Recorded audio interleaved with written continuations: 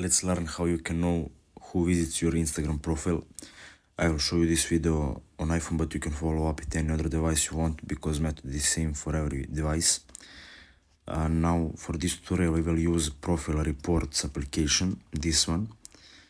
Now this exists on App Store, so you can go and download it. It should work also on Androids.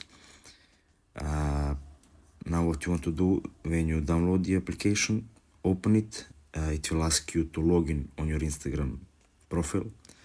When you did login, you will see here option new profile stalkers. Go here, it will say loading. When it loads, just click on some option. You will have to watch a video. Just wait until video finishes with loading and you will be rewarded afterwards. So when the video finishes with loading and showing you the advertisement, a stalker will appear into your here. So you can do this without premium, just you will have to watch an ad and wait until it finishes so the stalker profile loads. That's it, thanks for watching and see you in the next video.